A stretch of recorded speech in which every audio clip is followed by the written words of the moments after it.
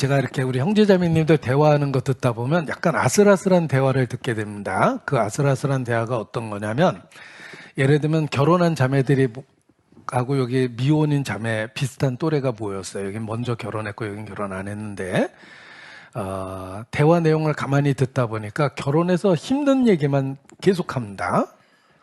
그리고 애기 엄마들 모여가지고 또 애기 키우면서 그 유아 스트레스, 그 얘기, 애 때문에 얼마나 내가 힘든지, 어제 잠 못 잔 얘기, 병원 달려갔다는 얘기, 시댁 가서 고생한 얘기, 뭐 그런 얘기를 잔뜩 합니다. 근데 문제는 여기 이제 미혼의 분들이 있어요. 그리고 또 무슨 얘기를 하냐면, 결혼하면 이렇게 고생한다는 얘기를 또 계속 해줘요. 그러면 이제 그 미혼의 분은 그 얘기를 듣다 보면, 아, 결혼하면 안 되겠구나, 애기 낳으면 안 되겠구나, 이런 생각을 해요. 그런데 그 대화가 왜 잘못된 거냐면, 사실 결혼 생활이 힘든 것만 있는 건 아니에요. 그러니까 뭐 시댁하고의 관계, 아침에 피곤해 죽겠는데 남편 밥 해달라고 그래서 짜증난 얘기, 이런 것만 있는 게 아닙니다. 시집 한번 가면 평생 직장이 생기는 거예요. 그리고 남편 때문에 얻게 된 신분의 보호나 위로, 삶의 기쁨, 그리고 자식 때문에 겪는 스트레스도 있지만 그 자식이 주는 기쁨과 위로는 정말 큰 겁니다. 근데 대화를 그거는 쏙 빼놓고 시집 가서 스트레스 받은 얘기만 막 해대면은 이게 뭔가 잘못된 정보를 전달해 주고 있는 거잖아요. 우리 신앙생활도 그렇습니다. 저는 그 친구가 많았는데 이제 어느 순간부터 다 사라져서 내가 죽었다고 그래도 아무도 안 올 것 같다는 그 생각을 늘 합니다. 유일하게 한국에 한 명, 미국에 한 명 있었는데 그 한국에 한 명 남은 친구가 갑자기 죽었어요. 돌연사했습니다. 그냥 CCTV 보니까 이렇게 걸어가다가 이렇게 죽더라고요. 그래서 그 하나밖에 안 남은 친구가 죽었어요. 그러니까 내가 갑자기 전화해서, 야, 나 필요해서 그러는데 1,000,000원만 빌려줄래? 그러면 묻지도 않고 따지지도 않고 빌려줄 친구가 누가 있을까 한번 생각해 봤어요. 그랬더니 한국에 한 명, 미국에 한 명이 있는 것 같아요. 제가 생각에. 친구들이 다 없어졌거든요. 근데 그 친구가 이제 그렇게 갑자기 그렇게 죽었습니다. 근데 제가 왜 갑자기 친구 얘기했는지 깜빡했는데, 아무튼 그 스트레스 받고 힘든 얘기만 하면은 상대방이 부정적인 생각을 하잖아요. 근데 그 이면에 갖고 있는 많은 긍정적인 얘기가 있다라는 걸 아셔야 되는 거예요. 예. 그 친구 얘기 제가 한 이유가 있습니다. 그 친구가 저한테 엄청나게 유혹적인 얘기를 했어요. 야, 너 목사지만 너 스트레스 받잖아. 그거 어디 누구한테 가서 얘기하겠어. 나한테 얘기해. 내가 들어줄게. 저한테 그 얘기가 엄청 달콤하게 들렸어요. 제가 어디 형제자매 앞에 가서 목사로 겪는 서러움과 슬픔과 상처를 얘기하면 더 큰 상처를 받을 거 아니에요. 근데 그 친구가 저한테 그 얘기를 해준 거예요. 제가 그 친하다고 생각했던 친구가 저한테, 너도 목사 생활 하려면 힘든 거 있잖아. 내가 너 그거 밤새도록 다 들어줄게. 나한테 얘기해. 너 힘든 일 있으면 무조건 나한테 얘기해. 막 이렇게 얘기하니까 제가 막 위로가 됐어요. 실제로 해본 적은 없어요. 근데 만약에 제가 그 친구한테 스트레스 받은 얘기만 하면, 야, 목사 하면 안 되겠다, 이런 생각 하잖아요. 믿으면 안 되겠다, 이런 생각합니다. 근데 우리가 그런 잘못된 정보를 많이 주고 있다는 거예요. 그러면 안 됩니다. 내가 주님을 믿어서 얼마나 기쁘고 내 삶이 어떻게 달라졌는지가 얘기가 되고 표현이 되는 게 옳은 거예요. 결혼도 마찬가지죠. 결혼해서 힘든 얘기만 하는 게 아니라 결혼해서 얻게 된 유익과 기쁨을 얘기를 해야 되고, 애기 낳아서 힘든 얘기만 하면 안 되죠. 애기 앞에서도 네가 내 인생을 얼마나 힘들게 하는지 알아라고 자꾸 얘기하면 아이가 자존감이 없어져요. 나는 태어나서 부모한테 눈물과 슬픔을 준 존재구나 이렇게 느껴져요. 나 같은 건 없는 게 낫겠구나 이런 생각도 합니다. 그러면 안 되는 거예요. 내가 태어나서 난 얼마나 기쁜지 몰라. 내가 있어서 내 인생이 얼마나 의미 있고 너 때문에 내가 사는 거야.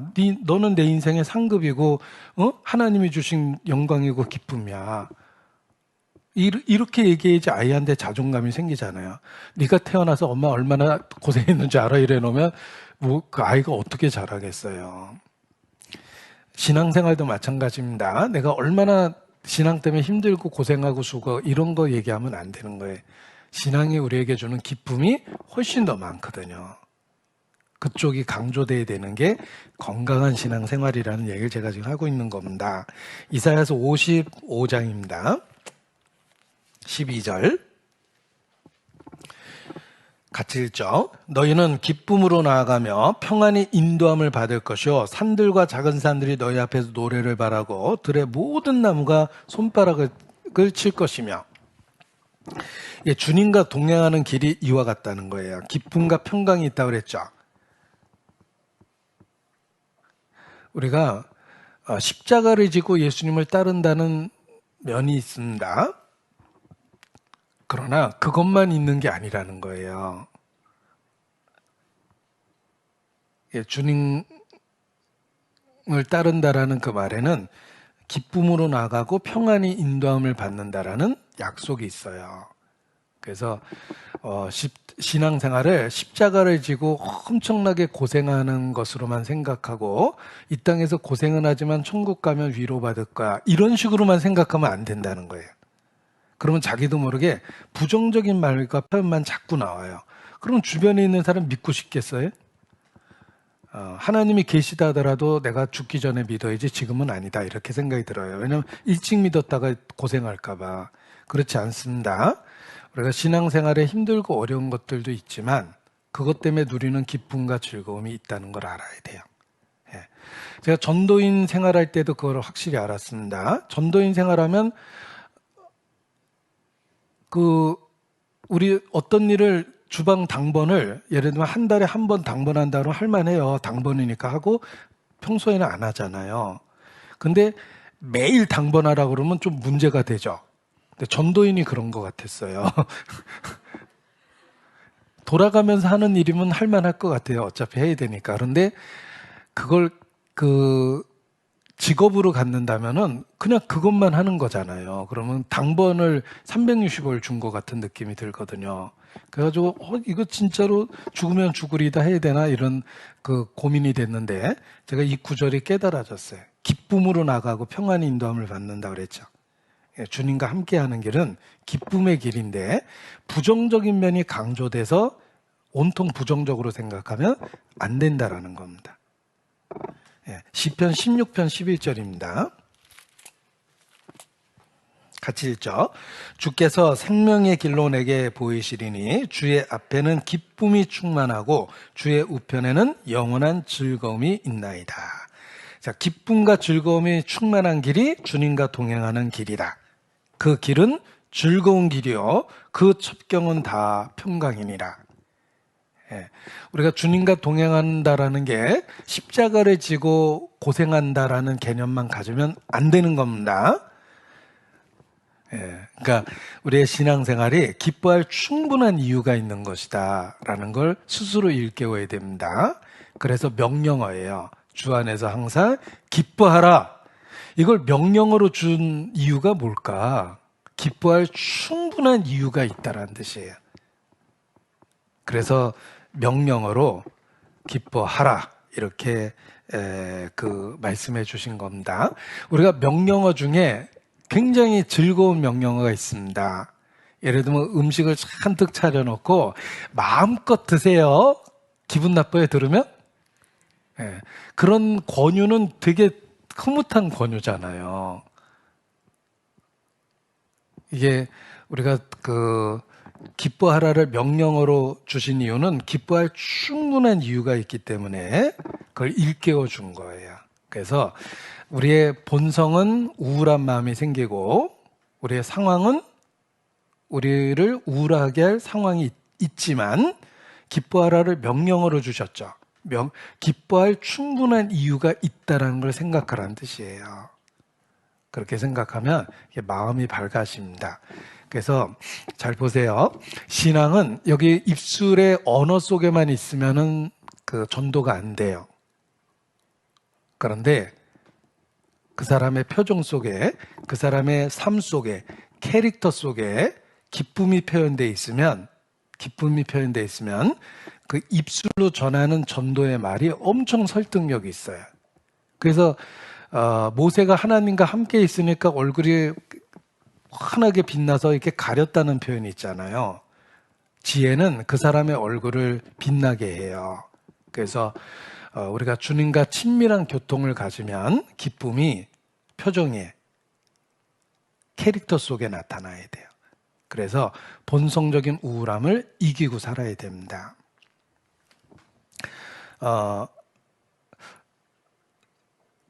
저는 개인적으로 이제 성격 그런 거 있잖아요. 그 성격 그러면은 제가 생각하는 제 성격은 내성적이에요. 예, 저는 가만히 놔두면 아무것도 안 해요. 그냥 내성적이에요. 어떤 분은 제가 학생 운동한 줄 알아요. 막 그 설교하는 모습을 보고 선동형이다. 이래서 막 옛날에 막 그 학생 운동하는 사람 있잖아요. 대중들 앞에서 막 선동하는. 응? 내성적입니다. 그리고 본성적으로 엄청 우울해요. 가만히 있는 거 엄청나게 좋아하는 사람이에요. 혼자 있는 거 엄청나게 좋아하고. 그런데 그리스도인이니까 그리스도인의 캐릭터를 가져야 되겠다고 생각하니까 본성적인 우울함을 이렇게 이기려고 노력을 하는 거예요. 그리스도인은 밝게 살아야 되는 거예요. 그래서 제가 예를 들면 퇴근해서 집에 들어가려면 그냥 무표정으로 들어가면 딱 맞아요. 왜냐하면 하루 종일 형제자매님들 앞에서 웃고 있었거든요. 그러니까 근데 집에 들어갈 때도 웃으면서 들어가려고 노력하고 아이들 앞에서도 밝은 표정을 지으려고 노력하고 얘기를 해도 밝은 얘기를 하려고 노력하고 뭐 그렇습니다.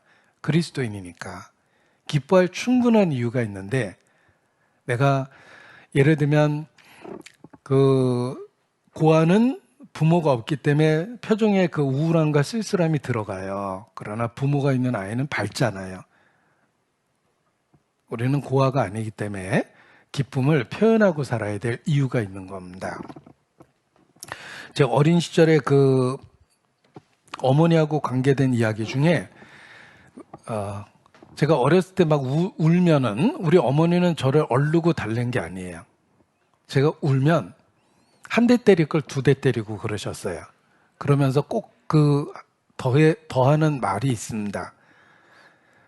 제 어린 시절에는 이해가 안 갔어요. 제가 울면 달래야 되는데 우는 저를 더 때렸어요.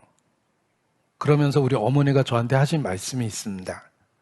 너 왜 울어? 네가 애미가 없냐 애비가 없냐 이 자식아. 어? 왜 울어 이 자식아. 어? 그리고 마구 두들겨 팼어요. 근데 그 말이 맞아요. 제가 어른이 돼서 생각해 보니까 애는 울 이유가 없는데 막 울어요. 떼쓰고. 그게 울 상황이 아니거든요. 그러니까 우리 어머니가 네가 애미가 없냐 애비가 없냐 이 자식아 네가 왜 우냐고 때린 말이 맞는 거예요. 근데 지금도 이렇게 우울해지고 마음이 이렇게 그 가라앉고 이렇게 되면은 그 생각이 납니다. 네가 애미가 없냐 애미가 없냐 네가 구원을 못 받았냐 네가 그런 말이 막 그렇게 생각이 나요. 그러니까 이제 내가 우울할 이유가 없는 거다. 예를 들면 늙고 사람이 나이 들면 늙은 게 당연하지. 그리고 내가 처음부터 늙어서 태어나면 억울하지만 나도 청춘을 누려봤잖아. 나도 한때도 리주인 시절이 있었어. 뭐 이렇게 그러니까 누리고 이렇게 된 거니까 뭐 그럴 수 있지. 아프면 그렇지. 나도 건강한 때가 있었고 아플 때도 있는 거지. 이것저것 겪으면서 하나님이 내게 주는 유익이 있을 거야. 그러면 이게 밝아질 충분한 이유가 있어요. 그러나 난 그리스도인이잖아. 구원을 받았잖아. 이렇게 생각하면 이 기뻐하라는 명령어로 준 게 충분히 이유가 됩니다. 그리스도가 예루살렘에 들어오니까 아이들이 호산나 호산나 하고 막 그 앞에서 찬양했습니다. 종교가들이 불쾌했죠. 잠잠해라, 시끄러워, 막 그러고 막 그러니까 예수님이 이 아이들이 잠잠을 했더라면 돌들이 소리쳤을 것이다. 이런 말 하잖아요. 이건 메시아가 온다는 건 진짜 기쁜 일이거든요. 그 돌도 무감각한 돌도 외쳐야 될 내용인데 유대 종교가는 시끄럽다고 생각한 거예요. 우리가 그리스도와 동행하는 건 이 돌들도 소리칠 만큼 기쁜 얘기인 거예요, 실제로는. 창조주가 우리에게 관심을 갖고 우리에게 말씀을 전하고 말씀을 건네고 하나님이 가라사대 우리에게 말씀을 건네고 우리에게 관심이 있고 나의 안고 일어섬을 아시고 나의 머리털까지 세시고 이거는 기뻐할 충분한 이유가 있다는 걸 가르쳐 주는 겁니다. 그래서 그걸 일깨우면 그리스도인이 본능적인 우울함을 벗어버릴 수가 있어요. 이사야서 61편입니다. 이사야서 61장 10절 내가 여호와로 인하여 크게 기뻐하며 내 영혼이 나의 하나님으로 인하여 즐거워하리니. 하나님하고의 관계와 사귐은 항상 기쁨이라는 걸 아셔야 됩니다. 이는 그가 구원의 옷으로 내게 입히시며 의의 겉옷으로 내게 더하심이 신랑이 사모를 쓰며 신부가 자기 보물로 단장을 갖게 하셨습니다. 기뻐할 충분한 이유가 있다는 겁니다. 그래서 이 기쁨이라는 말에 항상이라는 말을 붙여준 거예요. 자, 그러나 현실적으로는 우리가 힘들고 어려운 시절이 있거든요. 낮과 밤이 있듯이 공고한 시절이 있고 힘든 시절이 있어요. 그런데 어떻게 기쁨을 유지하고 살 수 있을까? 그 힘든 상황 속에서도 기억할 것은 여전히 주님은 함께 하신다는 거예요. 이게 답이에요, 사실은. 주님이 함께 하신다라는 건 내가 겪고 있는 모든 상황에 대한 하나님은 계획을 갖고 계시다는 거예요. 하나님의 선한 뜻이 있다는 것입니다.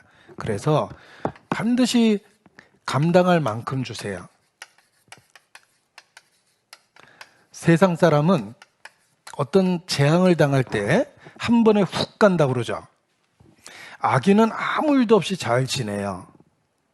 경각간의 음부로 떨어지느니라. 그냥 한 번에 훅 가는 게 세상 악한 사람인데 그리스도에는 하나님은 미쁘사 감당할 만큼만 주세요. 제가 아주 오래전 얘기인데 아내한테 큰맘 먹고 선물을 하나 했습니다. 온열기를 하나 사줬어요. 이렇게 전기 코드 넣으면 따뜻해서 이렇게 대고 자면 몸이 따뜻해져요. 전자 온열기 같은 걸 하나 사줬습니다. 어느 날 제가 서재에서 혼자 공부하고 있다가 아내와 애가 먼저 잠들었거든요. 오래전에. 자려고 이렇게 문을 딱 여니까 불 꺼서 깜깜한데 방이 빨간 거예요. 그 전자온열기에 불이 붙어서 솜니불에 불이 붙었어요. 그러고서 방이 불이 붙으니까 빨갛게 이렇게 불빛이 확 살고 있는데 아내와 애는 거기서 자고 있는 거예요. 깜짝 놀랐어요. 제가 5분이나 10분 뒤에 문 열었으면 불이 확 번져 있었을 거 아니에요. 솜니불에 이제 불이 번져서 빨갛게 보인 거거든요. 제가 이제 그 이불과 그거를 끌어서 아파트 그 복도에 이렇게 꺼냈어요. 거기서 홀라당 타버렸어요. 예. 큰일 날 뻔한 거예요. 그래서 지금도 제가 아내한테 생색내요. 그때 죽을 뻔했는데 내가 살려준 거야. 그냥 놔뒀으면 타 죽었을 때 내가 끓여놨잖아. 그래서 제가 지금도 생색냅니다. 근데 솔직히 고백하면 그거 제가 사다 줬잖아요. 그거 팔 때 모델이 2개가 있었는데 비싼 거, 싼 거가 있었어요. 제가 싼 걸 샀어요. 싼 거하고 비싼 거의 차이점을 나중에 알았어요. 싼 거는 자기가 켜고 자기가 꺼야 되고 비싼 거는 타이머가 붙어 있었어요. 온열 조절기가 붙어 있었어요. 그래서 온도가 올라가면 꺼지게 돼 있거든요. 그 몇 푼 아끼려고 제가 위험한 걸 샀던 거예요. 제가 이제 그때 불날 뻔한 사건을 두고 야 내가 그 몇 푼 아끼려고 그랬을까? 내가 다음부터는 충분히 살펴보고 좀 비싸더라도 비싼 이유가 있는 거구나. 잘 알아보고 사야 되겠다 이런 생각이 들었는데 그때 확실하게 알게 된 게 뭐냐면 조절기가 필요하다는 걸 알았어요. 그리스도에는 조절기가 붙어 있어요. 우리가 그냥 어려움을 당하는 것처럼 보이지만 하나님은 우리가 얼마만큼 견뎌낼지 잘 아신다라는 거예요. 그리고 또 있어요. 감당치 못할 때는 반드시 피할 길을 주시겠다고 그러셨어요. 하나님은 선하시기 때문에 감당치 못할 때는 피할 길을 주신다 라는 또 다른 안정장치가 되어 있는 거예요. 그리고 또 반드시 그리스도인이 당하는 일은 반드시 협력해서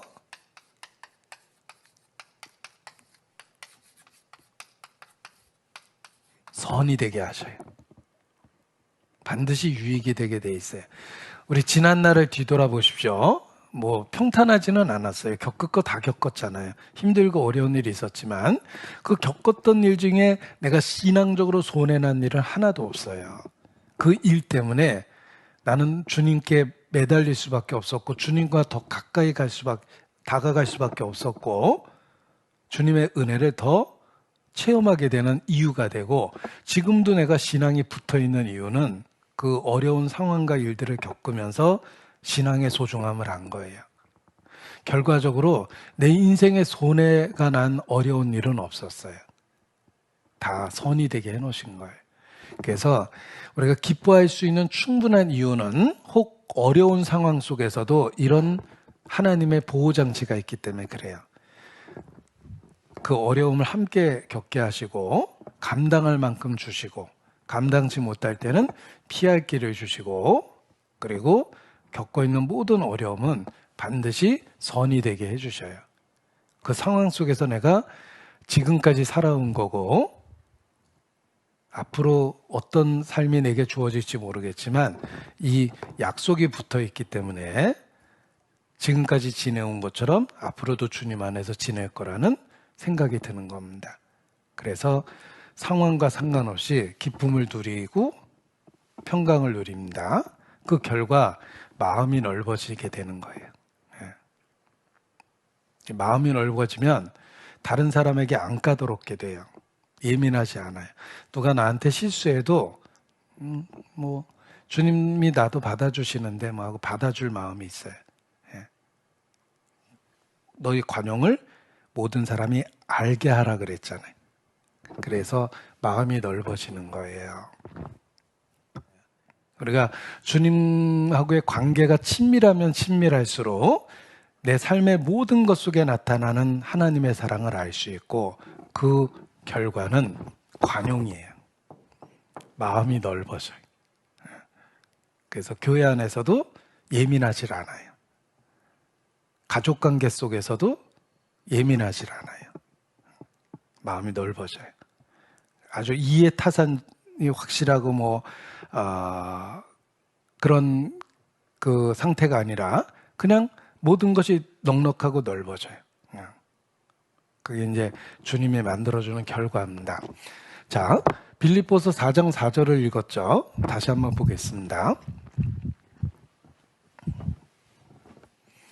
주 안에서 항상 기뻐하라. 내가 다시 말하노니 기뻐하라. 너희 관용을 모든 사람에게 알게 하라. 주께서 가까우시느니라. 너희 관용을 알게 하라 그랬죠.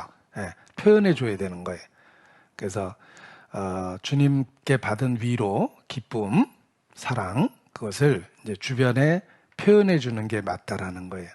그래서 가까이는 가족들, 가까이 있는 사람들, 또 심지어는 모든 사람에게라고 돼 있으니까 심지어는 나를 싫어하는 사람들, 나의 원수, 나에게 해를 끼친 사람들에게도 관용을 알게 하는 것이 그리스도인의 삶이라는 겁니다.